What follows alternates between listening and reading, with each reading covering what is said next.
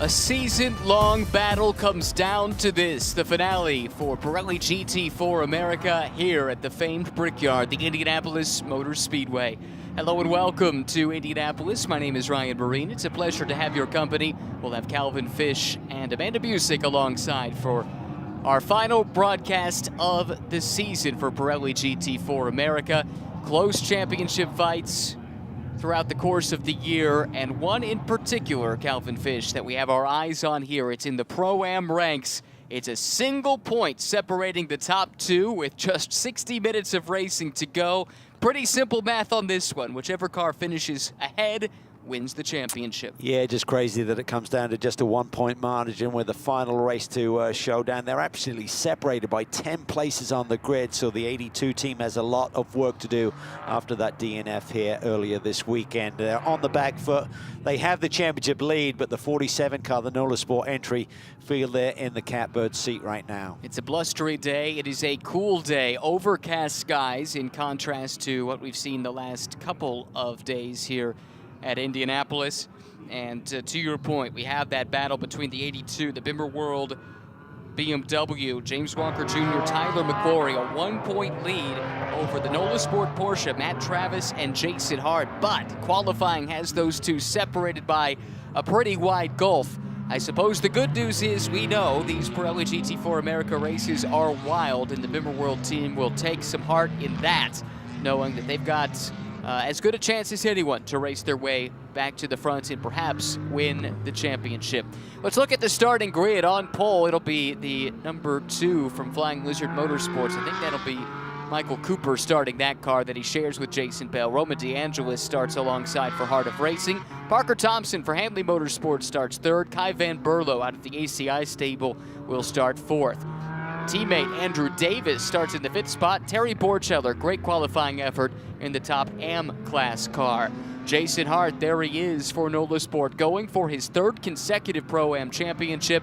Aaron Povoleta will start alongside. Kenton Cook had the surprise call-up to race in the Indy 8-hour yesterday. He'll start in the 9th spot today alongside Aaron Tielitz from Smooch Racing.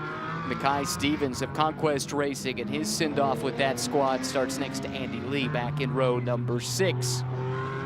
To the 7th row of the grid now. Brian Heitkotter in the highest qualified Tech Sport Racing Nissan. Harry Gottsacker starts next to him for STR38. Tom Dyer, the veteran for Flying Lizard Motorsports, starts in the 15th spot next to Juan Pablo Martinez from Nola Sport. To the 9th row now, Tyler McQuarrie vying for a championship. The lead is just 1 point, starting 17th. Zach Anderson further back in the field than you would anticipate. He starts 18th. Carter Fartuck 19th. Rihanna O'Meara Hunt, great effort yesterday for that Heart of Racing squad, starting 20th overall. James Clay, already a champion-elect in the AM class, starting 21st. Jayden Landis will start 22nd. To the 12th row of the grid, Lee Carpentier in the 3rd car from Nola Sport, and Colin Garrett, fresh out of his TCX car, finished runner-up just a moment ago in TC America. Chris Allen for STR38 starting 25th, and Cedric Spirazzulli for Conquest Racing in the 13th row starting 26th. There's Eric Powell, former touring car champion, back in 27th alongside Al Carter. 15th row of the grid to Austin Crines and Sadikal Khalsa in his final race in this championship, at least in the foreseeable future. Tommy Johnson starts 31st, and out back will be Joey De Silva for Smooch Racing in their AM class Toyota GR Supra GT4.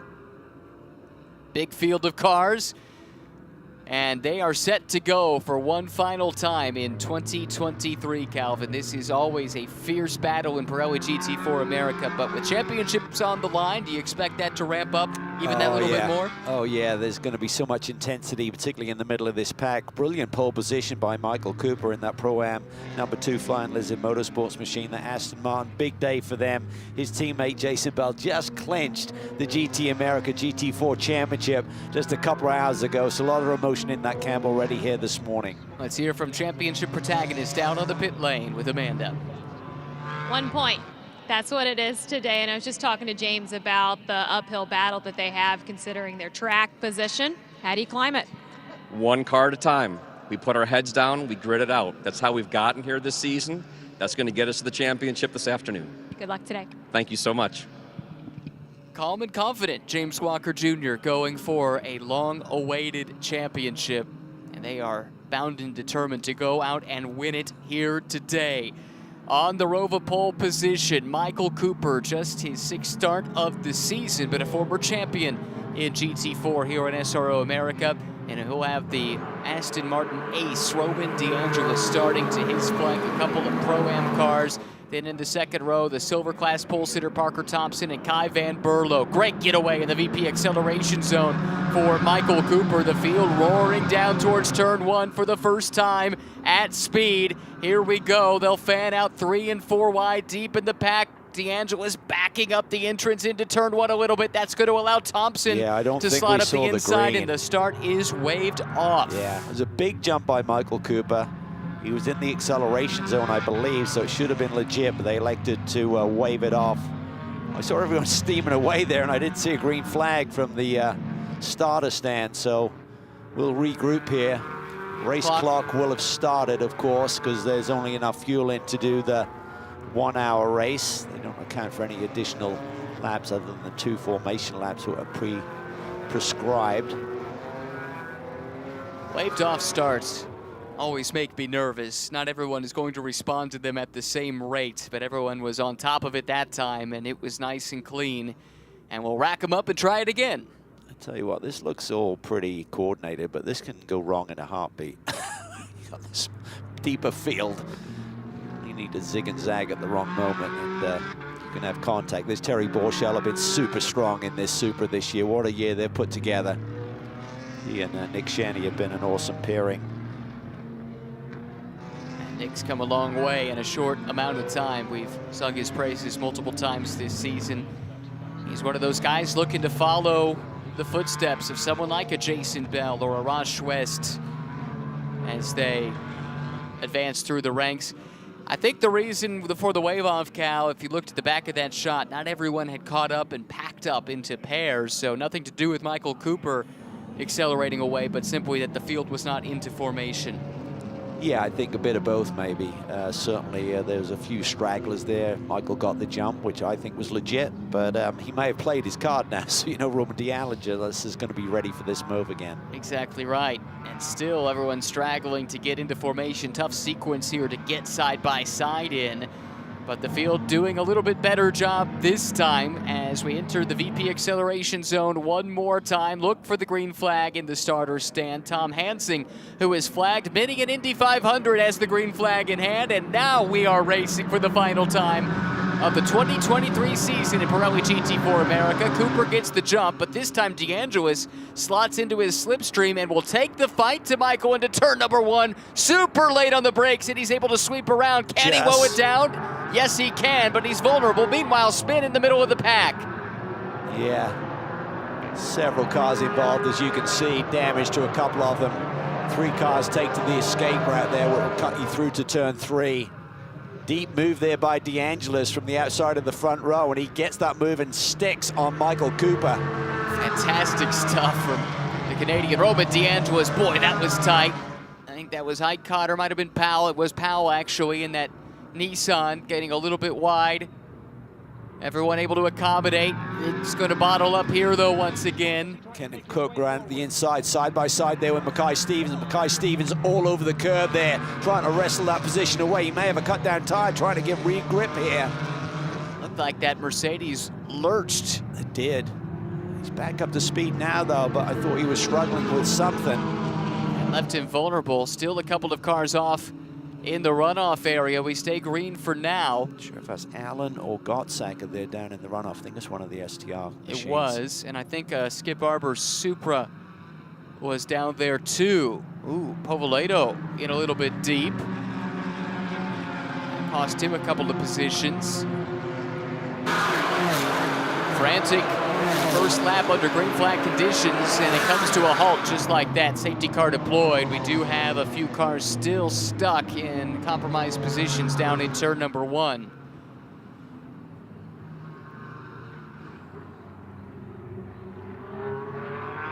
Under the full course yellow here. Let's hear more from Amanda. I believe she's standing by in the pits. Well, we've talked about the temperatures this morning and how chilly it is as we get race day started, but I've seen a lot of people on pit lane holding their hand out, and that typically is the universal symbol of, are these sprinkles? Well, it's gotten a little heavier in those raindrops down here on pit lane. I do see the teams do have wet tires standing by just in case, but we'll keep an eye on it. It's Indy. You never know. That is true. The two cars, by the way, stranded in turn one. Harry Gottsacker, car number 88 for STR 38 Motorsports. Carter Fartuck for the Skip Barber Racing School. There were several cars involved in that coming together, Cal, but those two appeared to have gotten the worst of it. Gottsacker was P14 on the grid. Fartuck 3 rows back in P19, but just a big compression of the field. It's a shame. To finish the season this way. So much hope coming to Indy in many respects, and everyone hoping for a great finish to the season. So tough to see this. Took the words out of my mouth. Just not the way you want to go into the offseason. And it has been a tough season, I think, for Carter and that Skip Barber School team. They've been very strong in touring car racing over the last few years. This is their first year taking that step to GT4 and just haven't had a whole lot to hang their hat on. So we look at the first green flag as the first start was waved off. Look at that move from DeAngelis. Amazing he was able to make that work, but mid-pack is where the chaos erupts. Yeah, I think that may have been Fartuck down to the inside that initiated everyone getting together there. It's kind of funneling effect. Yep, you see spot it right on. There. And maybe he had a little lockup there. And that didn't, that prevented him from having his full turning capacity. And we got more contact here. Ooh, that was Schwest. Okay, so that's why he ended up wide. That's Was that with Anderson? Yeah. Clinched the championship yesterday. Glad that one's done and dusted from his respect. Correct. Silver class title to Zach Anderson this year. Unfortunately split with John Cabestre DeBetz, his teammate of most of the season, on points after JCD suffered an injury in a different series, caused him to miss the race at Road America. The race is at Road America, but JCD still fighting for third in points here today. As a look at the rain tires, if they are required. Pirelli bringing a full complement of rain tires to the racetrack just in case. Yeah, I mean, obviously they're grooves, so if you have heavy rain, they're going to dissipate the water, but they're also a much softer compound as well, so certainly nowhere near conditions that would necessitate the teams to bring everyone in and switch over to that wet weather tire, but nonetheless, it's going to keep everyone on their toes if it just remains a slight drizzle. Looking out the window, I think there is a little bit in the air right now, Ryan. I think you're right. That'll be something to monitor. And as our friend Kyle Heyer pointed out to us a couple of weeks ago, wet tires work well in wet conditions. We kid because we care, Kyle. We love you, man. He and our buddy DJ and Joe Peak on the public address right now. Shout out as well to Ash Vandelay, who has been with us all season manning the Twitch stream. Great new addition to the SRO broadcast platform. It's been great to have her on board. Great getting to know Ash as well. Safety car out here, though, in the final race of the season. 60-minute race, by the way, if you're new to Pirelli GT4 America. 2-driver format. There is a pit stop around the halfway mark with the driver change, but no tire changes, no refueling. Minimum stop time is 108 seconds. It's a massively long pit lane here. Indy costs you 63 seconds just to drive down at the pit lane speed. So you certainly don't want to come down here more than the one mandatory stop, otherwise your day is ruined. The caveat to the no tire changes thing, of course, is rain and the necessity perhaps to switch to rain tires.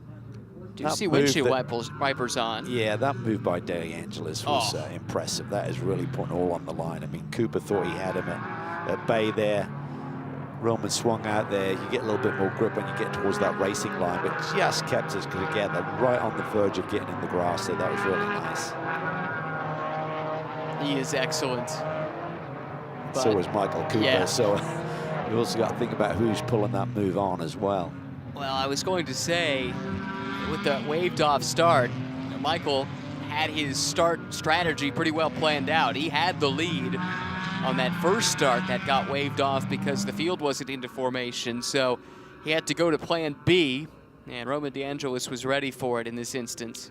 Getting back to that championship battle we discussed earlier, the 47 car started 7th, sits in 7th. Macquarie's made a little bit of ground.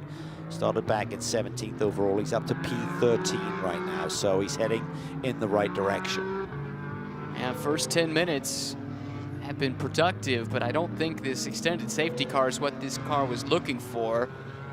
They need time to continue to carve their way through this field and get back to that NOLA Sport Porsche.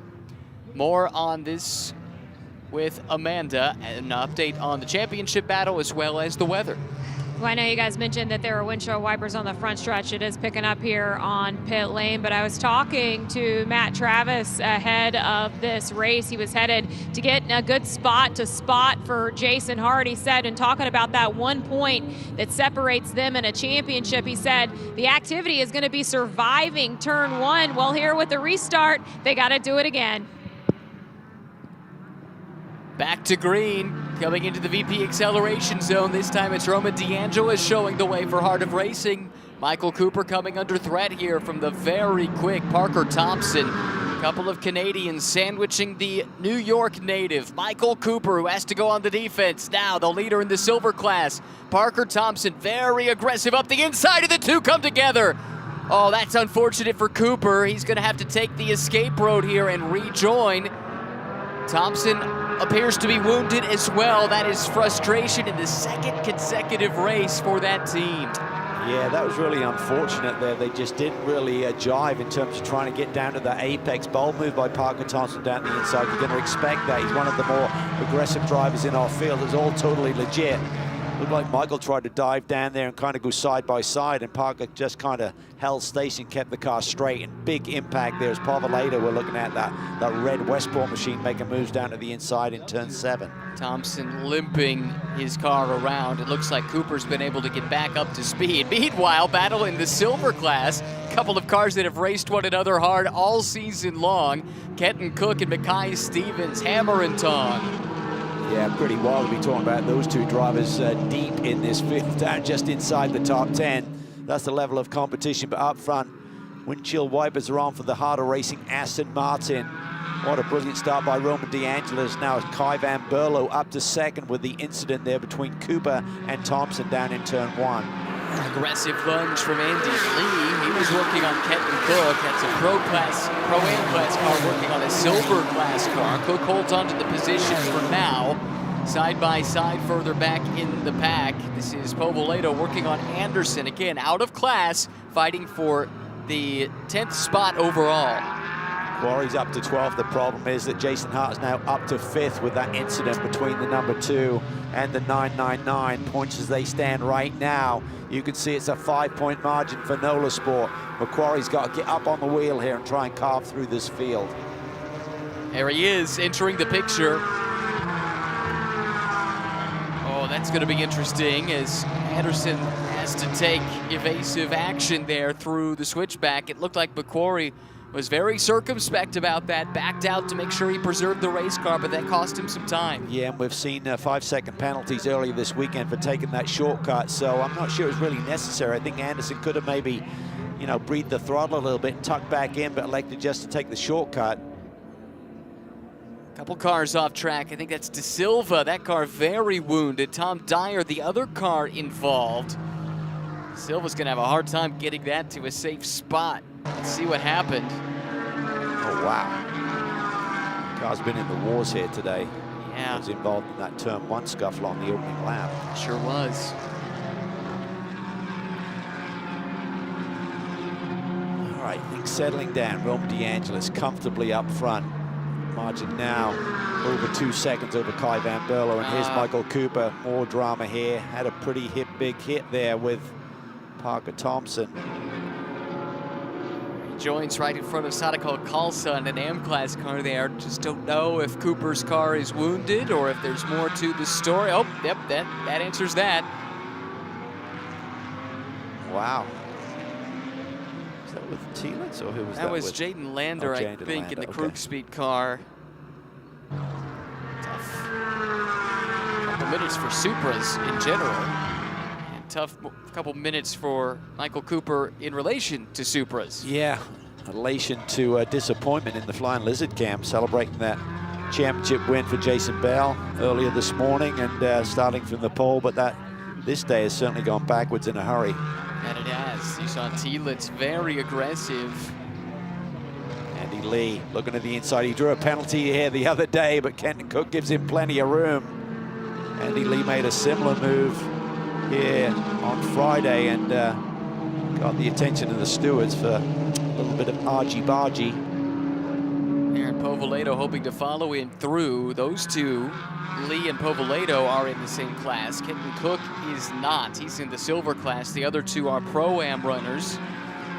At the back of this little train right now is Tyler McQuarrie, one of those championship contenders, has the lead coming into this weekend, but as they run, would lose the lead. Hart doing what he needs to do. Kept that car clean through all the chaos. He's got a very aggressive Aaron Thielitz behind him. That was tight there. That was McQuarrie deep on the brakes, almost into the back of Anderson there at the turn 1 apex. It's going to start to get a little bit more desperate here for Tyler McQuarrie. Does the BMW stablemate from a different class help him out here? That becomes the question. Yeah, you would think possibly, but Zach Anderson's a feisty competitor. Celebrated a little bit, I would think, after the championship being clinched. See some wipers still going on, still a bit of mist in the air. Yeah, Anderson knows what the stakes are. He did not put up a fight. These lap times are pretty representative. I mean, Paul here was in the 29s, but most of the field were 30s and 31s, and the leaders have been running 31s. The engine just has the fastest lap at 31.0. See a few raindrops on the camera lens a couple shots ago. Don't know about these conditions. We know they're cold. There's not going to be a ton of grip, and if you add some moisture into the equation, it could get treacherous in a hurry. Final race of the season for Pirelli GT4 America, closing in on the pit window opening up. But with the pros and the Pro-Am lineups here for race 2 of the weekend, typically those pit stops occur pretty deep in that window. Yeah, you'll see a lot of these cars stay out that extra 8-9 minutes, try and maximize the speed of your pro that you have in your lineups, of course. Mr. Silver's car, disappointment. Toyotas have been in the war a little bit. We saw 3 of them involved in about 5 minutes. Michael Cooper was involved with 2 of them. Battle for 8th. Andy Lee, Kenton Cook, different classes though. For Lee, his next target is Aaron Thielitz. Thielitz in the Supra that was just taking a look there at Jason Hart. Kai Stevens in the Mercedes. He runs 2nd in the silver class. Andrew Davis leads that class, and they've got the Canadian Jesse Webb, who was on pole for race 1 by a half a second for stint number 2. This might be a team that would make an early call to the pit lane to try the undercut. Quite possibly. Kai Stevens certainly has tremendous speed, but we do understand this may be his final outing with this team, with the team heading in a different direction. That's a bold move there by Thielitz, and this has championship implications for Jason Hart. There's a rub. Thielitz roughing How was that up. left rear on that Porsche after that bump there? Yep, roughing up a championship contender right there. Need to keep that in mind. Roman DeAngelis just reset the CrowdStrike fastest lap of the race. You see him coming through the bottom of the picture. His lead over Kai Van Berlo is 3.1 seconds. Here's Thielitz again, really anxious to make this pass. Yeah, for Jason Hart, that's the conundrum. How aggressive can you be in defense here? Got a really feisty young driver right behind you. Thielitz sends it down to the inside. There's contact again. Mackay Stevens takes advantage of that, and he slides through as well. With respect, this really isn't Jason Hart's fight. He doesn't need to be fighting this. The only car he needs to carry about is the 82. Exactly. All they got to do is beat it, literally. And there Gotta it be is. in the points. It's in the back of the picture now. They're on the same straightaway. It's going to tighten things up in every respect.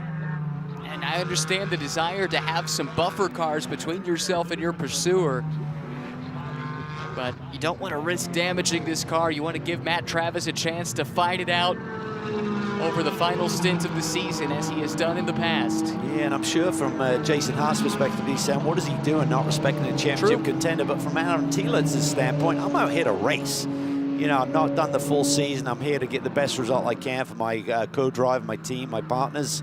So he's going to be going for it. He's not just going to sit back and watch Jason Hart do his thing for a championship. Oh, this is unscheduled here. Drive-through penalty. We've got a couple of them handed down. Drive-through here. Incident responsibility for Zach Anderson. Another drive-through penalty to Parker Thompson. Does that roll over to the next season for Thompson? Fair enough. Yeah, that car out of the race. That was presumably for the contact with Cooper. Okay, so the real focus here is on that number 47, Jason Hart, and the progress of Macquarie. They're now only 4 positions apart on the racetrack. It's been a great recovery for Yellow the and black team. Porsche. There's the NOLA Sport entry. 4 cars back, count them. The next one about to turn into turn 7. Right there in the backdrop, that is Macquarie. There he is, giving chase. And the championship situation, it's pretty simple. 82, 47, head-to-head. Whichever car finishes in front is the champion. Jason Hart can count his lucky stars here. That Porsche is still in pretty good shape. Took a couple of pretty big bumps there, and it's so easy to get a sidewall of one of those tires cut down when you have an incident like that. As they run, 5 points the difference for the NOLA Sport team.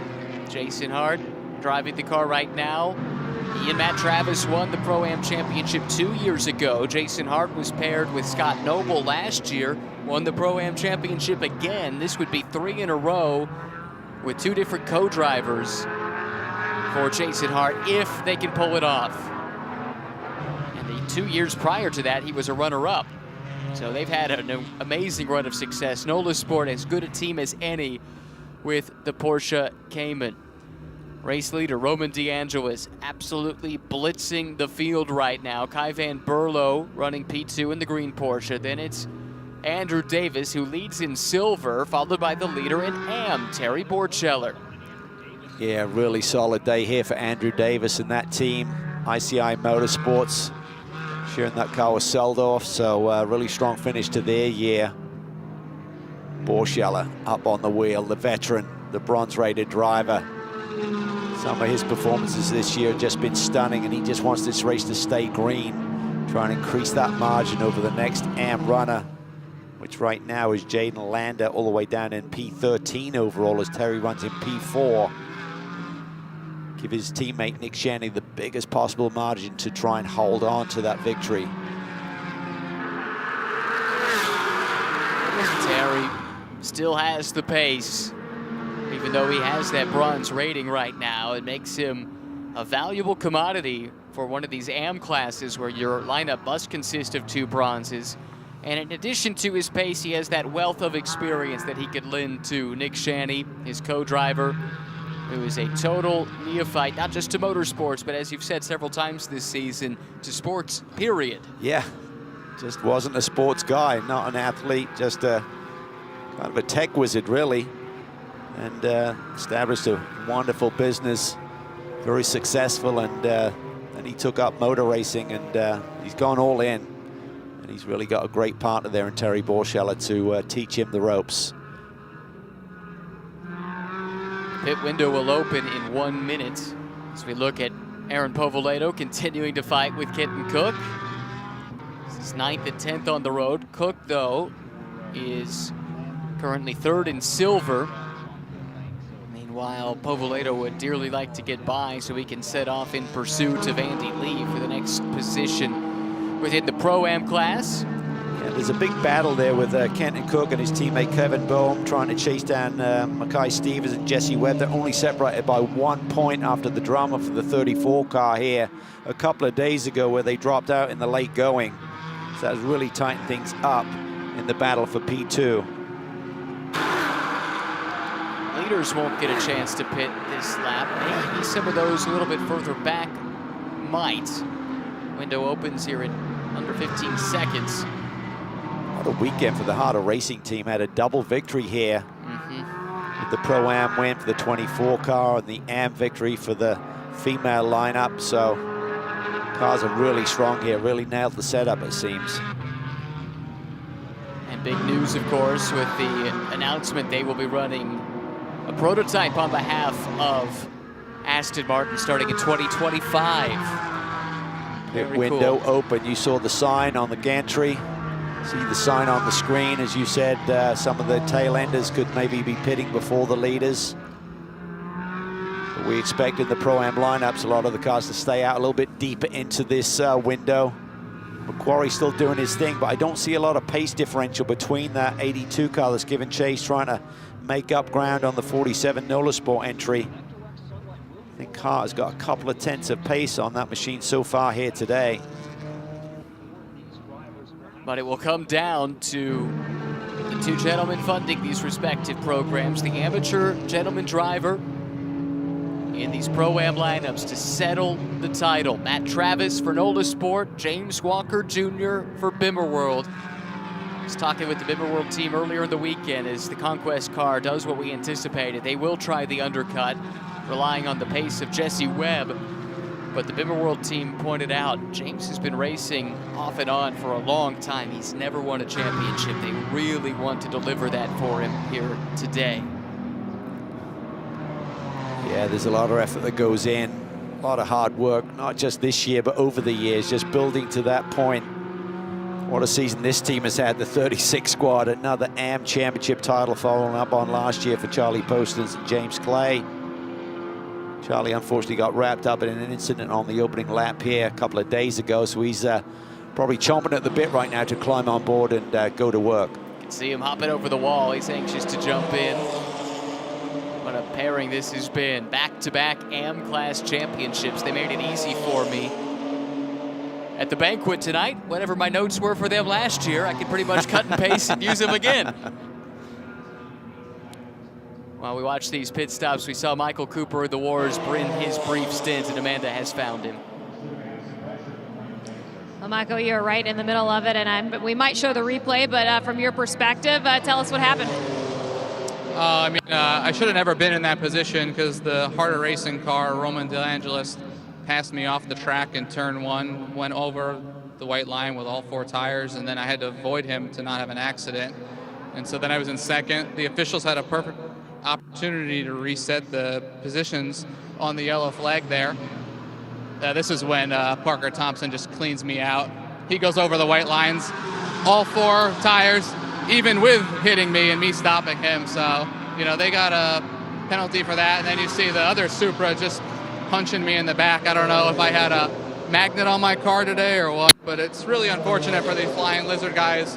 When we've been on track in this class, we've been winning races and running up front, and now to get this pole and have nothing to show for it, it sucks. But Jason won the GTA championship this morning, so we'll still leave here on a little bit of a high, but wish we could have finished this one out and made it 3 for 3 this year running these GT4 America races.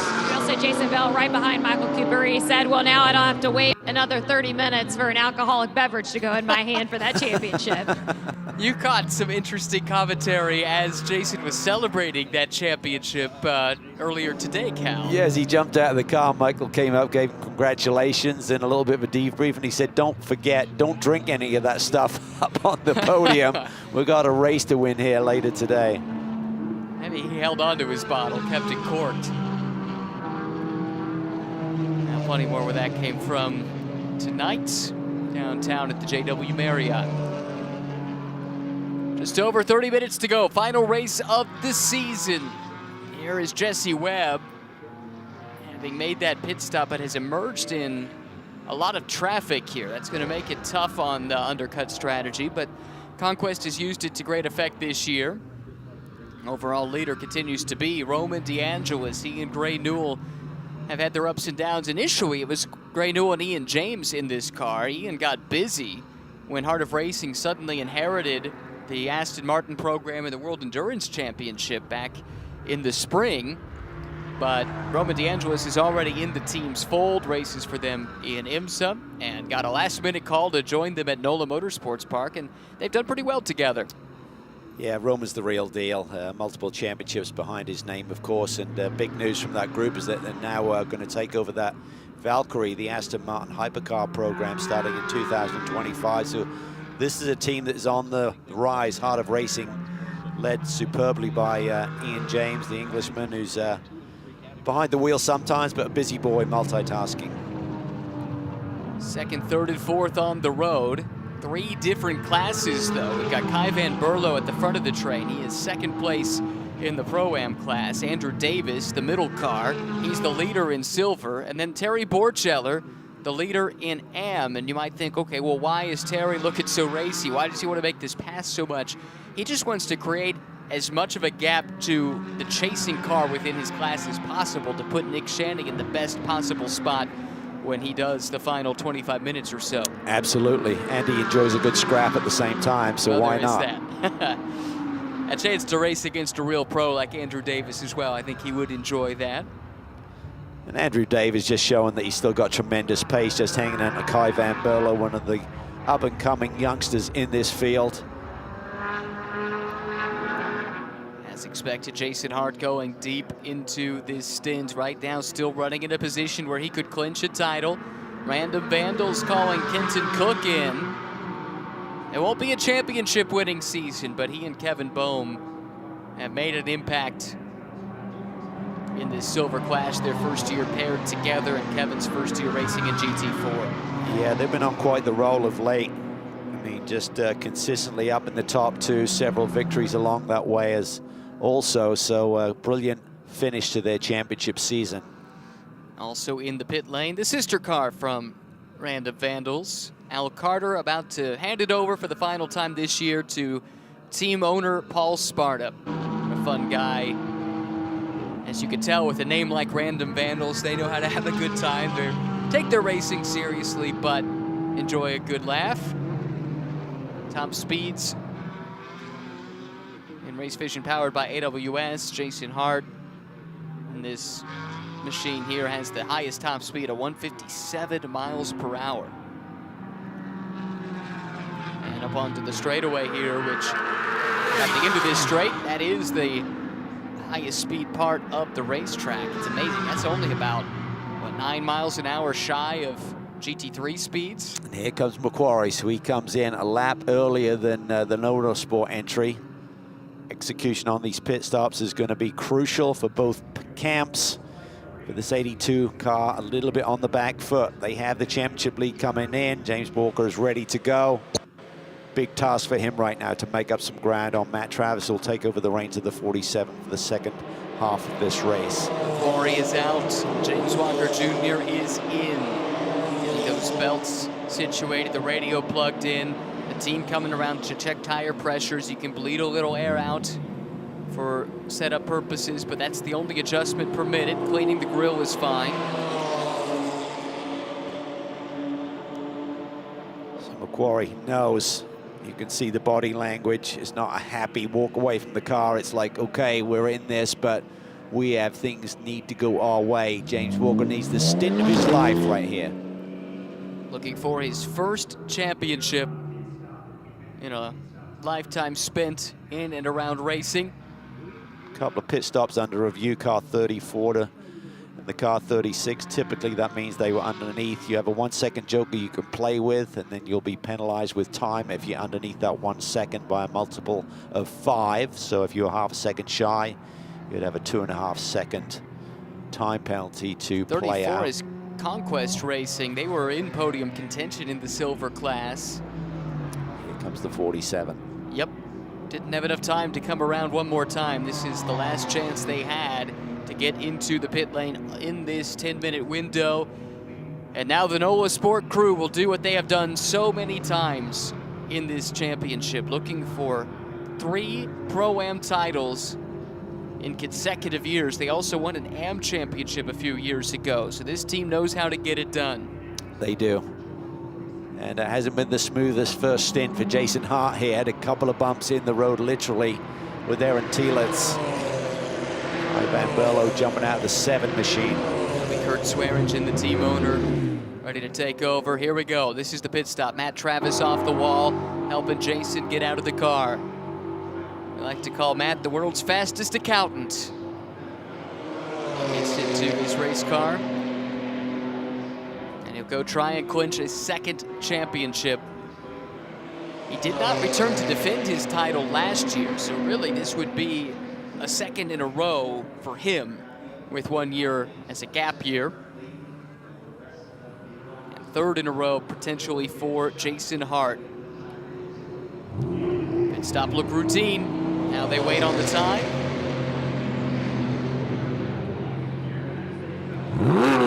There he goes. And we'll check the gap as this car comes around. James Walker Jr. pushing on his outlap. At least the tires will be warm. But how much does he have left to work with here over the final 24 minutes? Can he run down Matt Travis and try and steal this championship away here on the final weekend of the season? Well, he'll see him up there ahead. That bright yellow machine is easy to spot, but he's got a lot of work to do. And for Matt Travis, he is such a solid competitor. He's just going to go into championship mode right now and just hit his marks, try and stay out of trouble and maintain that track position.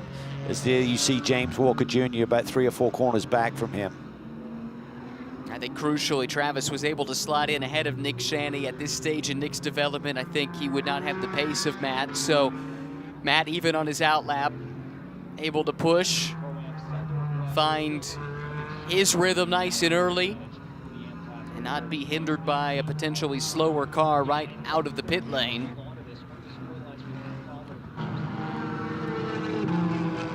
It's all about just hitting your marks now. Get into a rhythm. Not under any pressure. Find a nice, safe spot in the traffic here.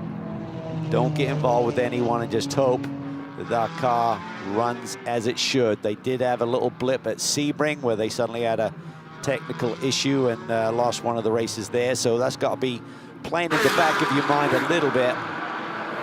But with these prep shops that they're operating with, top notch, they'll have gone through that car with a fine-tooth comb and make sure it's championship ready. Pit stops have cycled through. The window has closed. Ray Newell leads overall by 7 seconds now for Heart of Racing over Kurt Swearingen. Francis Seldorf runs 3rd, but leads in silver. Kevin Conway, 3rd in Pro-Am, 4th overall. Jesse Webb, 2nd in silver, 5th overall. Then it's Travis, Shanny, the leader in AM, Sabo, Schwest, Bohm, and still outside the top 10 is James Walker Jr. running 12th right now. Has a lot of work to do. This is the car. Yeah, it's just been a quiet weekend for this group. I mean, they've had such great results, and you want to come in here and hit the high notes, but car just hasn't really demonstrated great pace either in the race. They had an early stop to the race here a couple of days ago, but even in qualifying, you saw Macquarie starting deep in this field. That's unexpected. Put them on the back foot in this race when they knew it was going to come down to a head-to-head battle.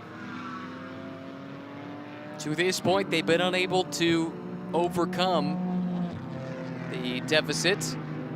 Still 21 minutes left. Ray Newell try and get a gauge now on who's got the pace here for the finish. 133.1 was his first real flyer. Kurt Swearingen about 0.3 quicker behind him. Seldorf a little quicker than Swearingen. Conway a few tenths quicker than Seldorf, so and Jesse potential Webb for a compression here in the front of this field. Jesse Webb faster than all of them. He just set that car's fastest lap of the race at a 130.9. He has caught this traffic. For Jesse, he needs to clear this car. Kevin Conway is not in his class, but Francis Seldorf is. That would be for the lead in silver. I think Jesse Webb's got the pace to win this race overall. He's got a bundle of time to work with, 20 minutes plus on the board. Totally agree. Here comes Webb.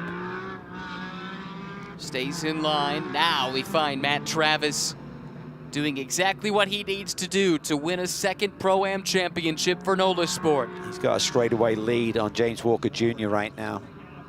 One thing for Jesse Webb, he does have a post-race time penalty of 2.185 seconds coming for a short pit stop, so they were within that 1 second. It only becomes a time penalty, but he has to not just pass Seldorf, but pull away. I'm sorry, that's actually a 4.3 second time penalty. Different car got that shorter one. So that's even a bigger margin that he has to clear. Yeah, that is huge. They were barely inside it. He's gotten around Conway though, so that was step one. Yeah, on the attack, brilliant team. Just really always been a factor here in the championship over the last 3 seasons.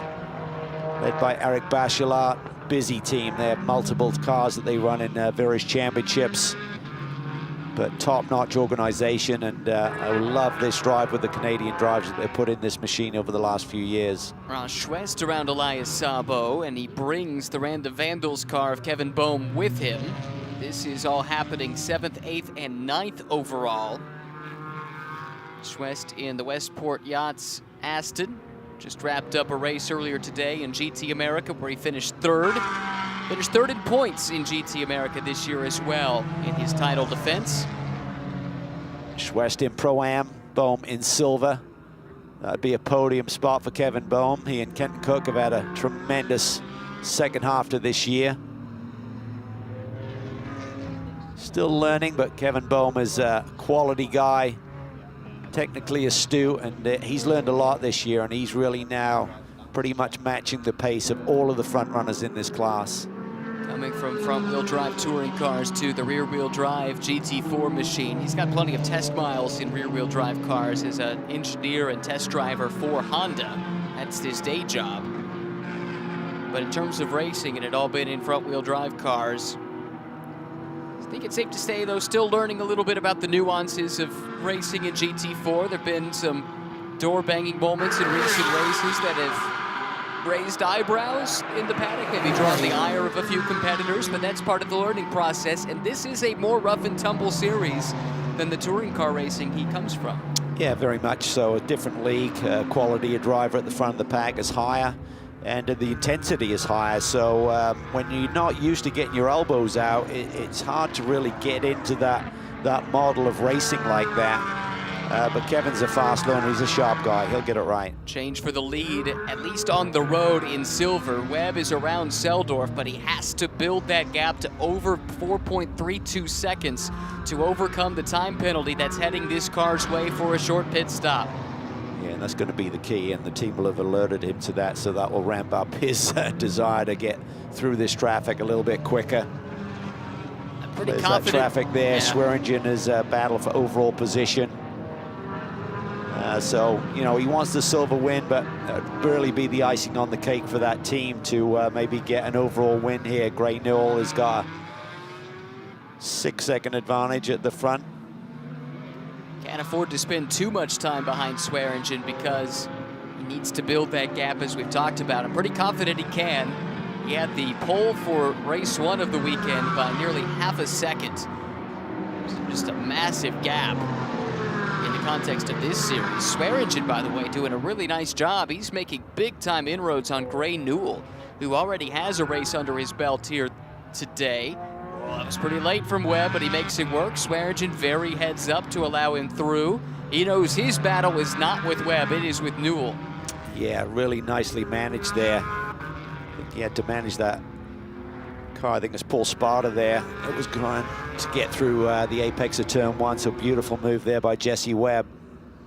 Here is Newell. He's in the slipstream there in that Art of Racing Aston. And just behind, Webb running 2nd overall. 2nd, though, in Newell's class is Swearingen. We got to spin one of the NOLA Sport cars. A lap down to the field goes around. Maybe David Peterman, I think. Jesse Webb is on the march. He's got the silver class lead. He needs to gap Francis Seldorf a little bit more, but I think he's got his eye on that overall leader, Gray Newell, and he's cutting into that gap very effectively. There you can see Gray Newell going through the apex, just a couple of cars ahead of him. Jesse Webb doing exactly what he needs to do to try and secure a win, to send this program off into the sunset. Replay of this incident. Oh, that's interesting. That was Newell, the overall leader, making contact there. Yeah, and even though you're a lap down, you can't be attacked like that, so Newell may get the attention of the steward's office there to take a little look at that one and make a decision, but we'll let them get on with that. Anthony Gerazzi gets a lap back, I believe, from Newell there. Fight for the overall lead is on. Webb goes to the inside. Newell sees him coming, and Webb is through. So Jesse Webb now just needs to build that margin. If he can get it up over 4.32 seconds, then victory in class and overall will be his. Problem with these penalties is when you can't serve them on pit lane, if there's suddenly a yellow at the end of the race, there's nothing you can do about it other than dropping back from the safety car and sprinting to the line, which I'd try, probably get flagged on it. But in reality, so I think he's got enough pace here to get that gap out there to a big enough margin, but then if there's suddenly a yellow at the end, that will get taken away from him. So it's not an ideal situation to have on your shoulder. No word as of yet about a potential review of the contact between Newell and Peterman. Newell, though, won't be thinking about that. He's got Kurt Swearingen to deal with next.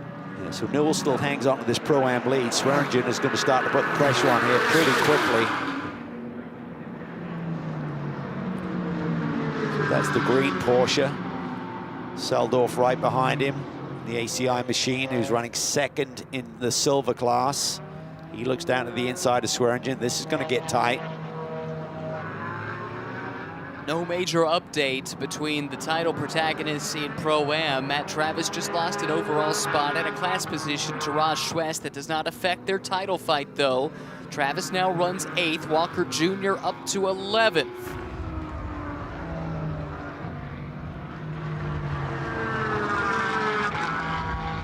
The problem is he's a dozen seconds back as James Walker, so he's doing an excellent job, but that gap that was established early in this race really hasn't changed much.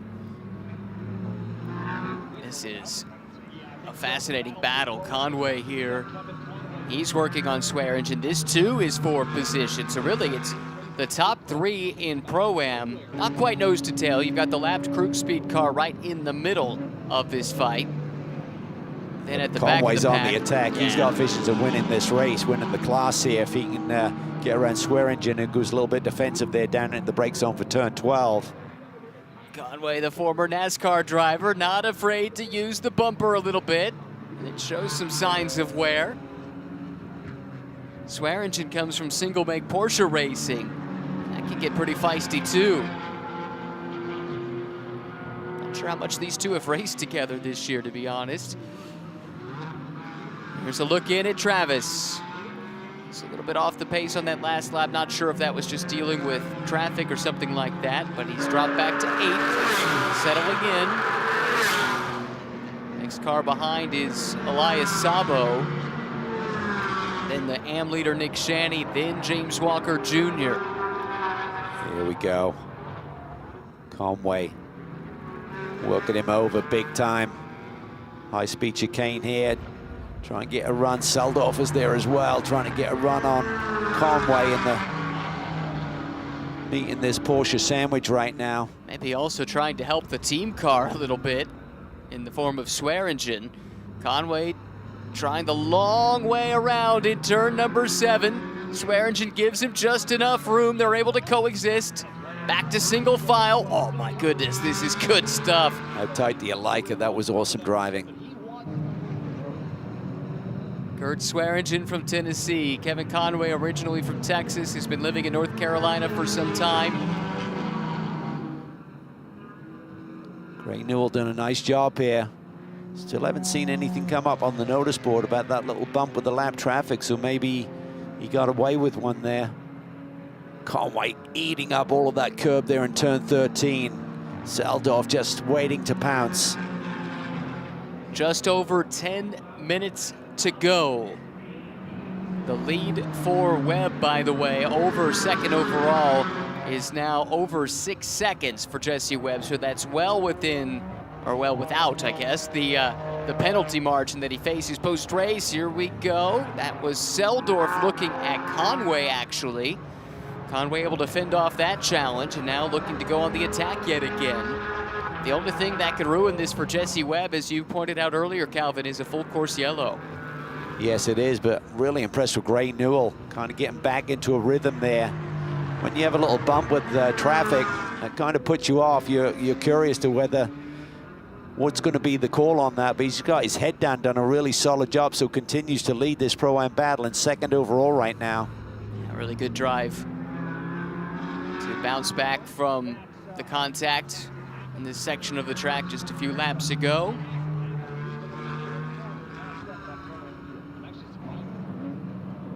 This is Seldorf. What is his advantage over Bohm for second in class? It's pretty healthy, 8 seconds. No real trouble there. Travis just doing his thing, sitting there in P8 overall. Oh, Conway again. Able to get in deep. He's side by side with Swearingen. If he can hold it here on the flank, he'll have a chance as the track comes back to the right here, and Kevin Conway does complete the move on the Porsche. That is for second in class. Now he needs to put his head down and try and chase down Gray Newell for the class lead. He does. He needs to escape the clutches of these two Porsches, then be able to hit his marks, maximize his lap time. But Newell's done a great job here. He's really got his head down, done excellent work. Seldorf slotting up the inside of his team boss, Kurt Swearingen. That is for fourth on the road, not for class position, but now it's going to be perhaps Seldorf's turn to play rear gunner in case Kevin Bohm is able to make some inroads. Next couple of laps is really going to give us a good indicator as to whether Conway has the pace to chase after Gray Newell. In traffic on that last lap, they are pretty much identical lap time-wise. Looking at the splits, Conway took 3/10 out of Newell's gap there in the first sector alone, so see what sector 2 gives us. As you see on screen, points as they run in the Pro-Am class. Matt Travis, Jason Hart running 8th overall. A 3-point lead over McQuarrie and Walker Jr. It's all happening here for Kevin Conway. He's slicing into that gap on Gray Newell, took half a second out of that lead in the middle sector alone. So he has pace in that Toyota Supra.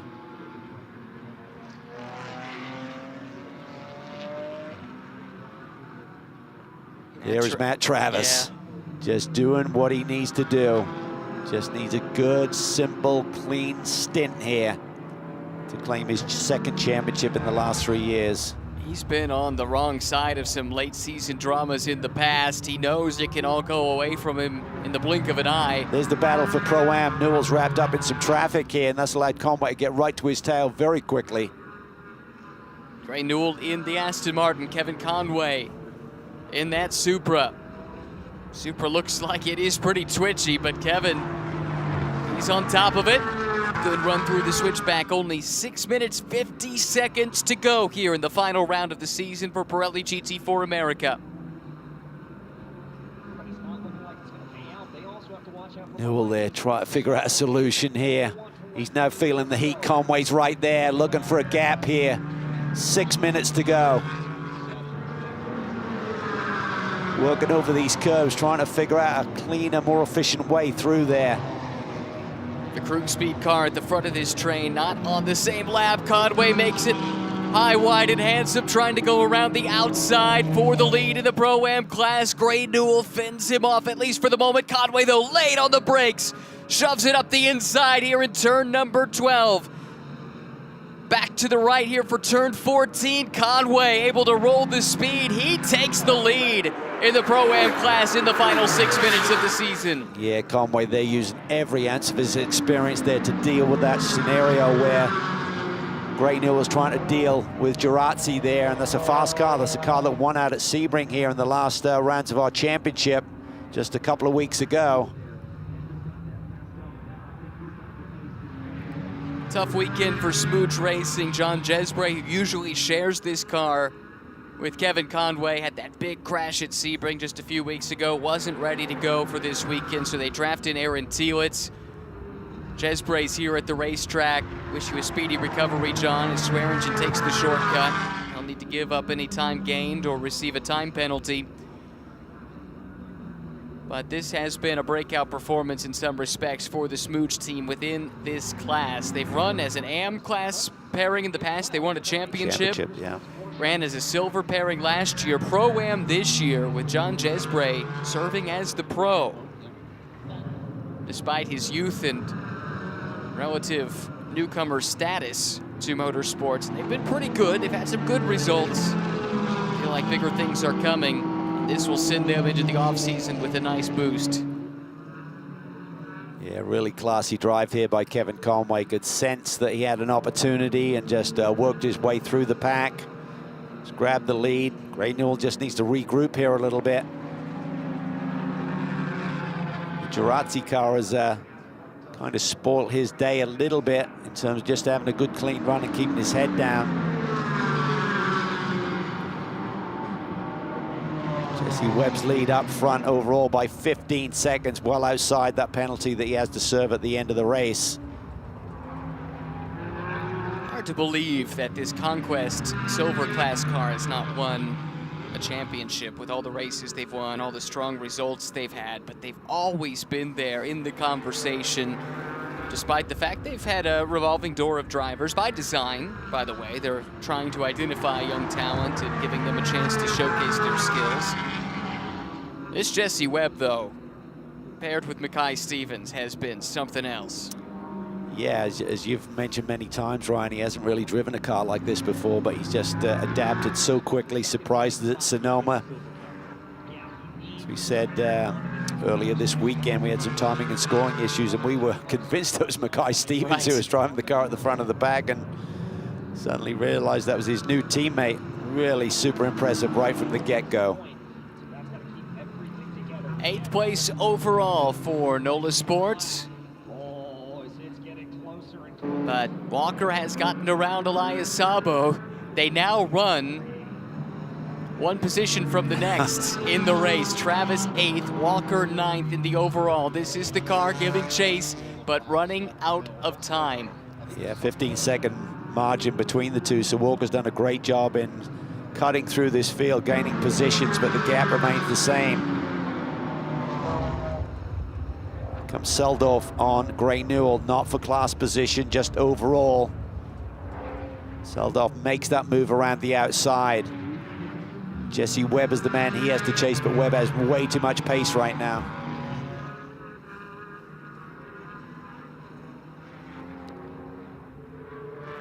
Swearingen now on the back of Gray Newell. That was for P2 in Pro-Am, so he's going to be going for that.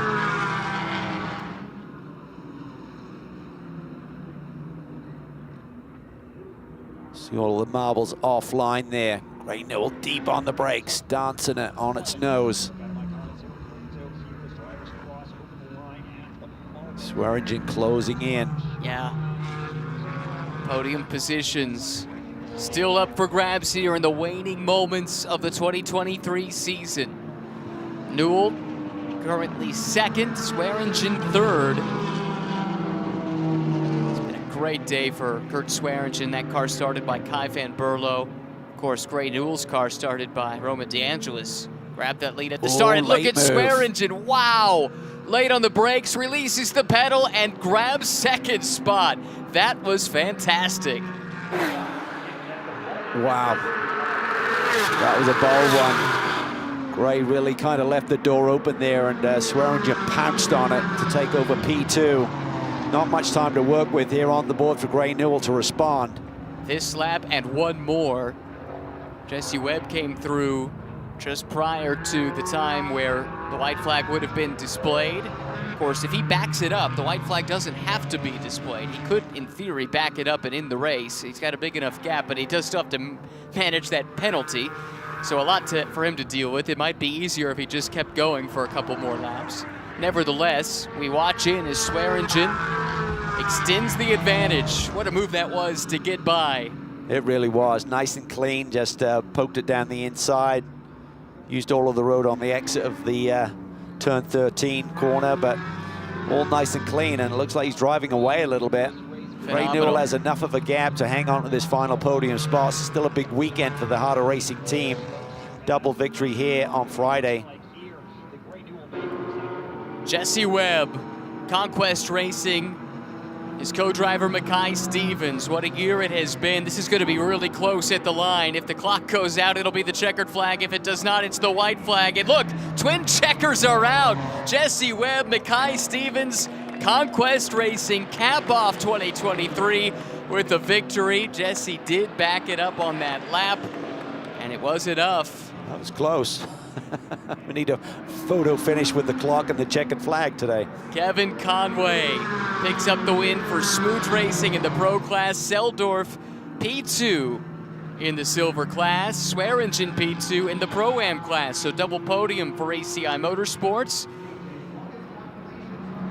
And here is your champion. Matt Travis brings it home. He and Jason Hart are champions again. Second title for Matt, third in a row for his teammate Jason Hart. And in the AM class, for the second day in a row, Heart of Racing picks up the victory. Hannah Grisham with a great final stint wins the race for the Heart of Racing team. She and Ariana O'Meara Hunt sweep the weekend at Indianapolis. That is awesome stuff. Congratulations to those two girls, because they have not had the easiest of times. They've had flashes of brilliance and pace, but it hasn't really come together until Indianapolis. What a place to do it.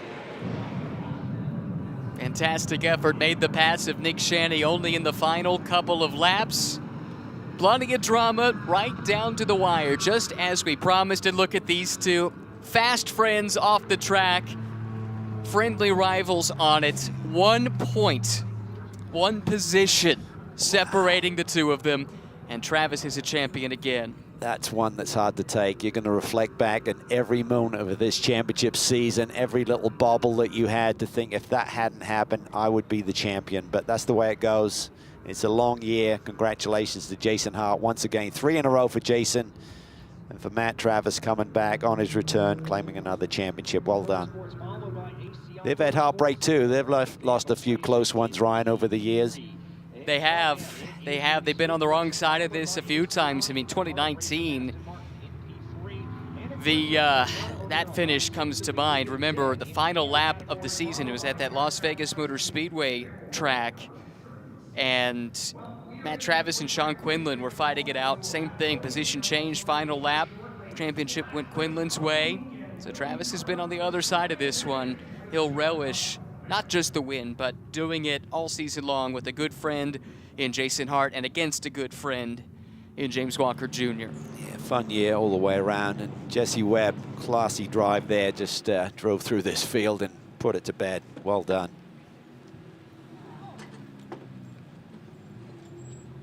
In Victory Circle, Conquest Racing's Jesse Webb. What a season it has been. With no GT racing experience, he has announced his presence in the GT racing world. He and Mackay Stevens have been a potent pairing. They won't win a championship, but they celebrate in Victory Lane at Indianapolis once again, and that was John Farrow there congratulating him, the man who helped put him in that seat. Here's the Smooth Racing celebration. John Jesbray in the background congratulating Kevin Conway, who is loving this. Kevin, a big part of this Smooth Racing operation. Kevin, don't hurt yourself. That's right, we need you at the banquet tonight.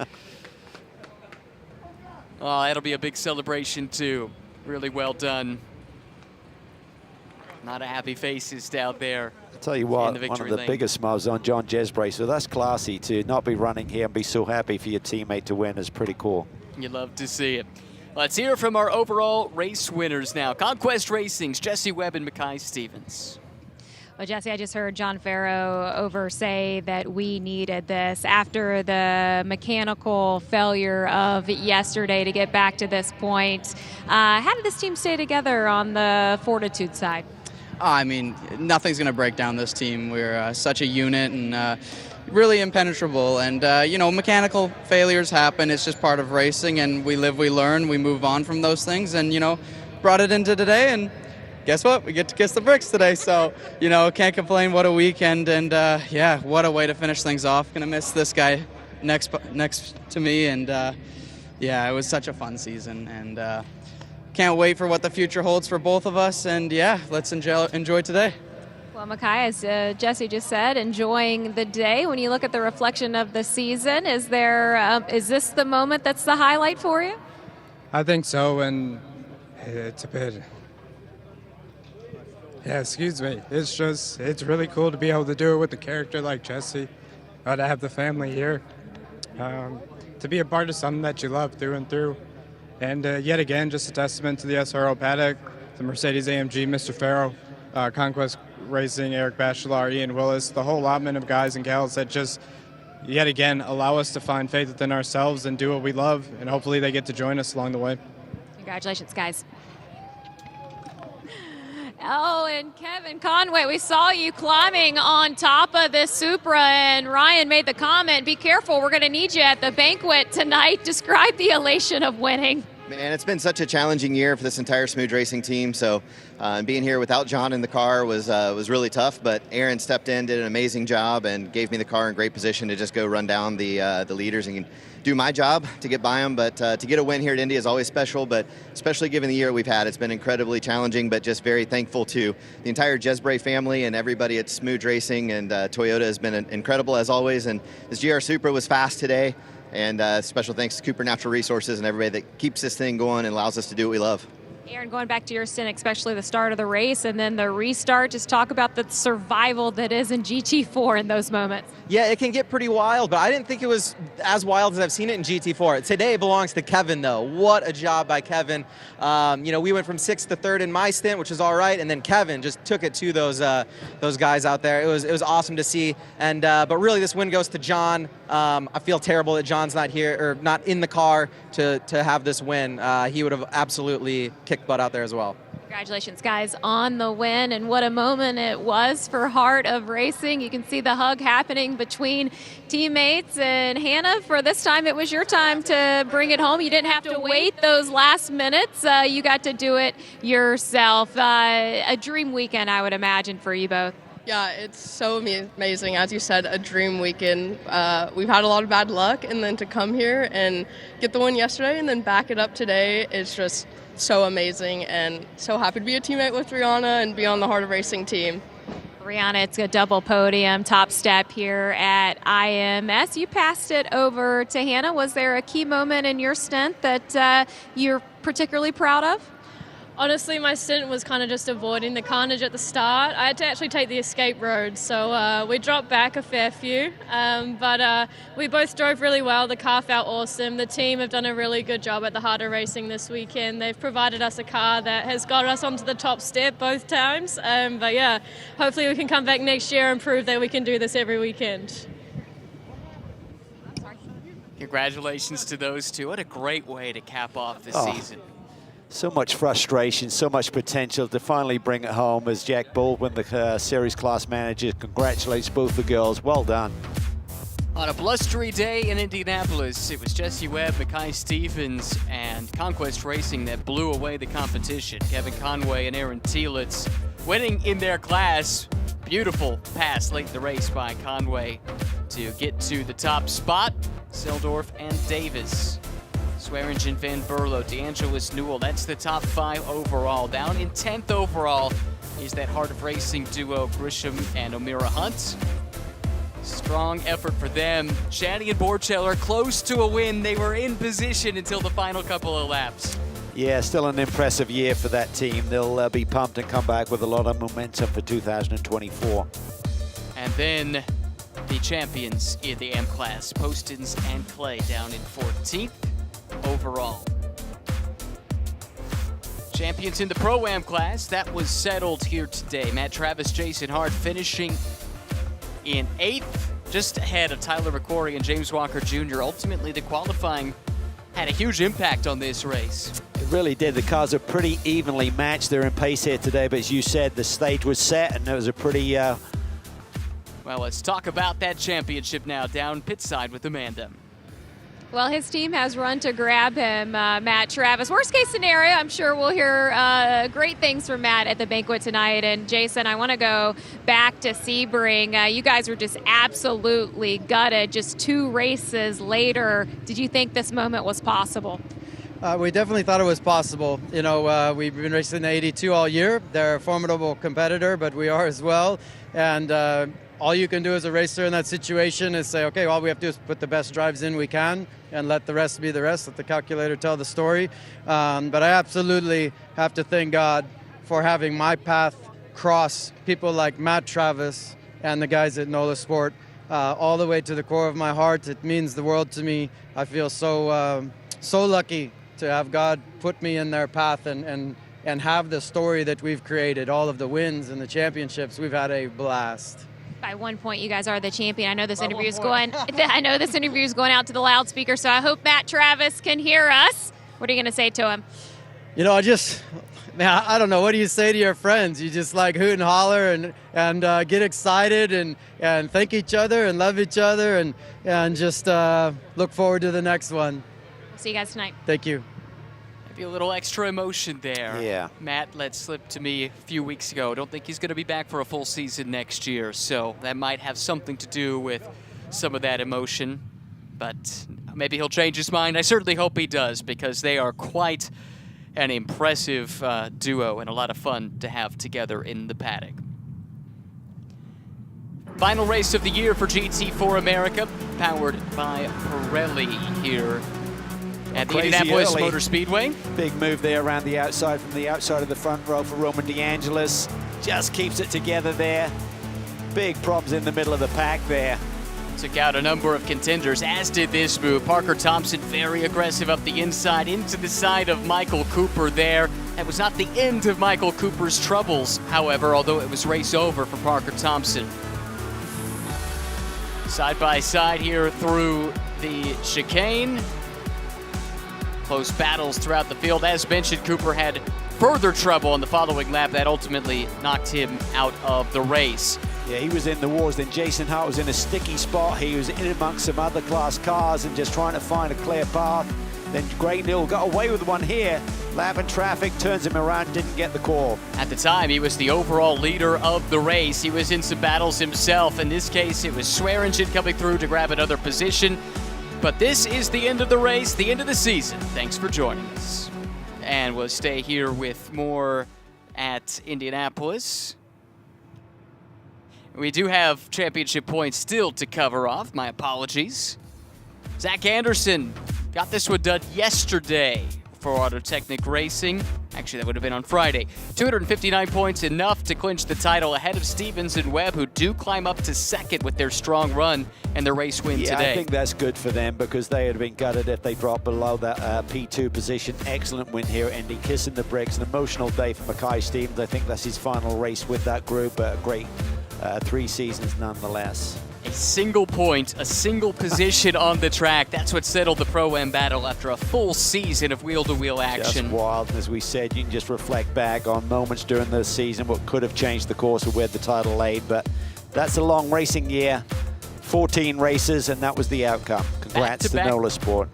Back-to-back titles in the AM class for the Bimmer World pairing. Charlie Poston's James Clay. What a remarkable season they have had. A remarkable season in total for Pirelli GT4 America. For Cal and Amanda, I'm Ryan. So long from the Indianapolis Motor Speedway.